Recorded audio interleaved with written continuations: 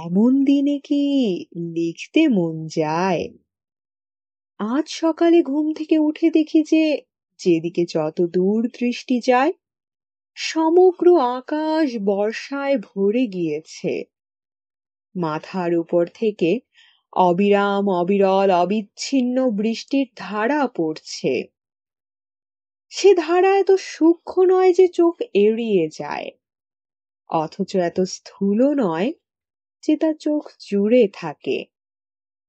আর কানে আসছে তার একটানা আওয়াজ।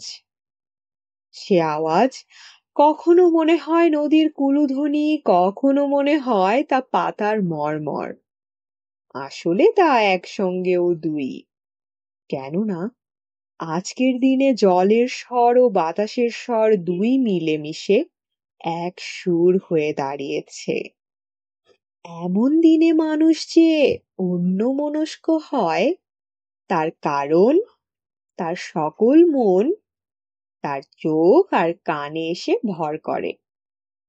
আমাদের এই চোখ পোড়ানো আলোর দেশে বর্ষার আকাশ আমাদের চোখে কি যে অপূর্ব স্নিগ্ধ প্রলেপ মাখিয়ে দেয় তা বাঙালি মাত্রেই জানে।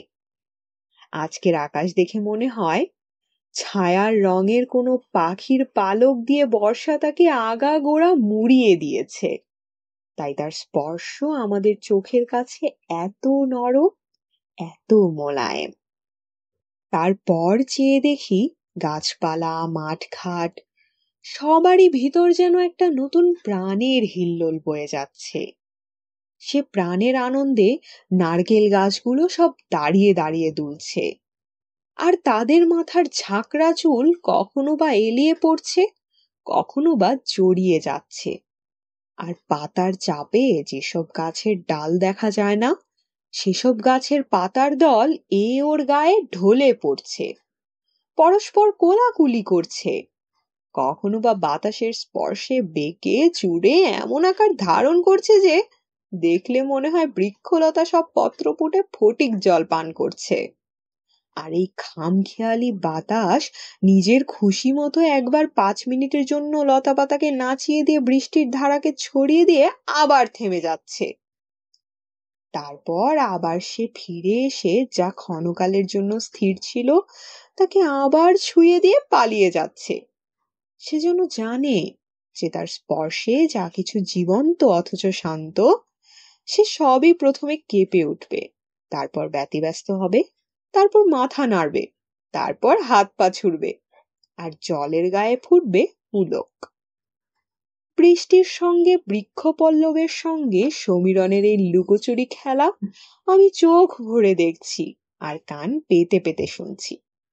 মনের ভিতর আমার এখন আর কোনো ভাবনা চিন্তা নেই, আছে শুধু এমন একটা অনুভূতি যার কোনো স্পষ্ট রূপ নেই, কোনো নির্দিষ্ট নাম নেই। মনের এমন বিক্ষিপ্ত অবস্থায় কি লেখা যায়? যদি যায় তো সে কবিতা, প্রবন্ধ নয়। আনন্দে বিষাদে মেশানো ওই অনামিক অনুভূতির জমির ওপর অনেক ছোটখাটো ভাব মুহূর্তের জন্য ফুটে উঠছে, আবার মুহূর্তেই তা মিলিয়ে যাচ্ছে।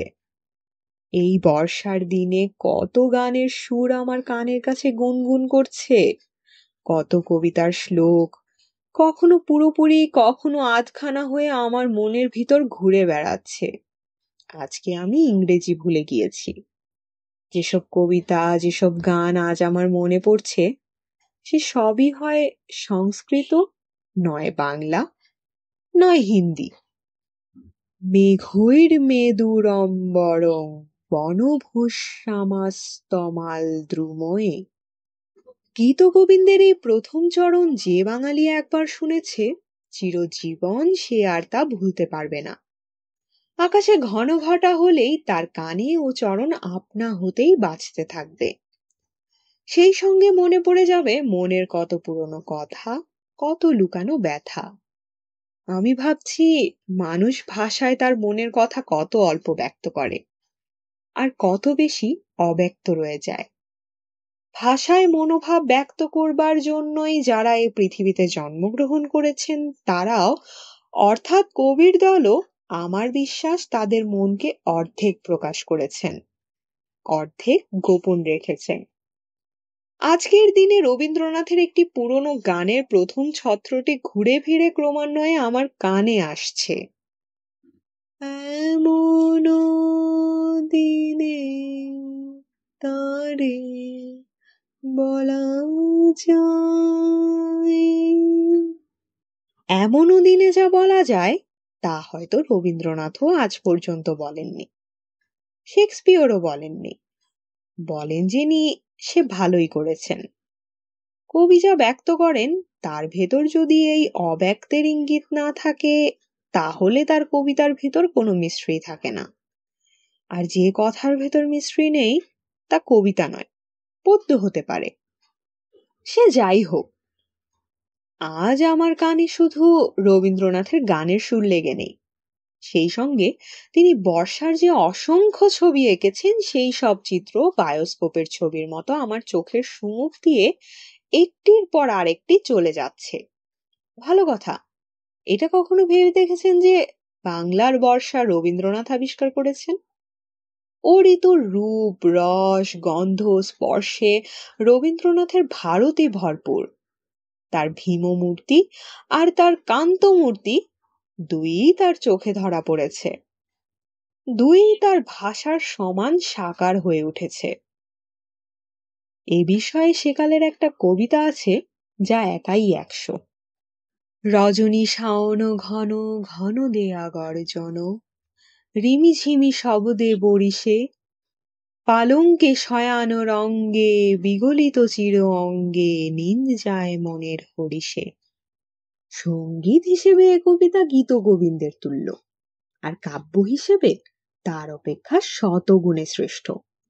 আজ আমার মনের ভিতর দিয়ে যেসব কথা আনাগোনা করছে সেসব এতই বিচ্ছিন্ন, এতই এলোমেলো যে সেসব যদি ভাষায় ধরে তারপর লেখায় পুরে দেওয়া যায়, তাহলে আমার প্রবন্ধ এতই বিশৃঙ্খল হবে যে পাঠক তার মধ্যে ভাবের গোলক ধাঁধায় পড়ে যাবে।